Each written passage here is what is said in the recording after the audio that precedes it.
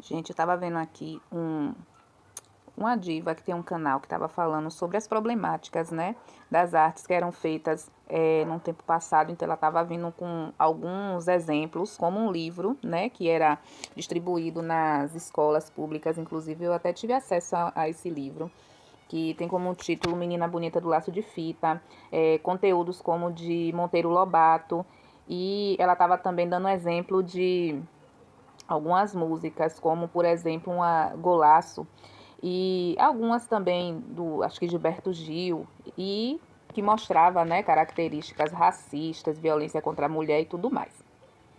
Gente, o que me chamou a atenção e depois, né, reforçou esse meu pensamento com a fala do meu cônjuge, ela citou, né, foram anos para poder se falar sobre isso, mas naquela época já haviam pessoas que apontavam a problemática desses assuntos. Já falavam, né, sobre o preconceito inserido na música, ali no livro. Pessoas que foram silenciadas, pessoas que não foram ouvidas, pessoas que foram totalmente ignoradas e, com certeza, gente, pessoas que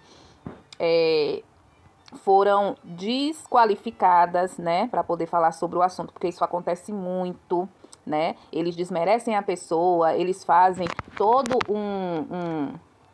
uma forma de descaracterização para poder invalidar o que a pessoa está falando. Bom, hoje o assunto ele está sendo mais debatido, as pessoas estão sendo ouvidas porque esse assunto, depois de muita luta, depois de muitos anos, hoje é um assunto que é relevante e que as pessoas elas estão sendo ouvidas. Mas quantos anos, gente, levou isso? O livro Menina Bonita do Laço de Fita mesmo foi de 1986. Eu tô falando que eu tive acesso a esse livro e hoje tem muitas escolas que ainda trabalham com esse livro. Aí fica a pergunta, que é a indagação que eu venho trazer agora. Hoje está promovendo aí, né, o discurso com relação a essa problemática, que é válido, muito válido, porque hoje nós temos voz, certo?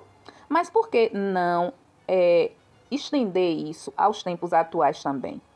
Porque hoje a gente vê que a arte ela não mudou. Ela promove a mesma problemática, só que com uma capa e uma roupagem de cultura. A desvalorização das mulheres, quando você expõe uma criança a certo tipo de música, né, que promove a sexualização, né, antes do tempo, coisas que estão sendo faladas também, que faz também apologia à violência à mulher, que faz que tem muitas questões, gente, problemáticas, não só nas músicas, como também nas artes, né, como um todo. Coisas que são muito problemáticas e que hoje as pessoas não veem como uma pauta para ser discutida hoje. Vai ser discutida daqui a quanto tempo? Porque a gente ressuscitou, né, aquilo de lá de trás que era problemático, estamos trazendo para o tempo de hoje, mas não seria o caso de a gente estar usando esse exemplo para o tempo atual, também trazendo para esse tempo e falando sobre as problemáticas de músicas que estão promovendo tantas coisas problemáticas em mentes de crianças e adolescentes nos tempos de hoje também.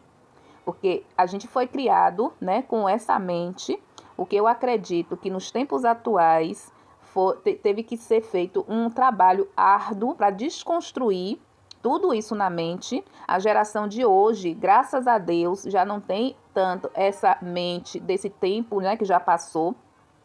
Mas e hoje? Qual mente que a gente está construindo desses jovens?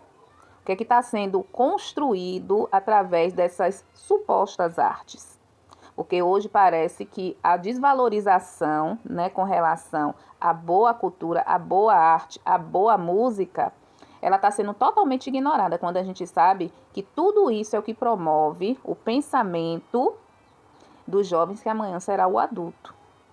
Então, por que não a gente discutir também as problemáticas de músicas que estão fazendo apologia à violência, ao crime contra a própria mulher, à desvalorização das mulheres e, consequentemente, prejudicando a mente das crianças de hoje que serão o futuro da manhã, que serão os futuros adultos do amanhã.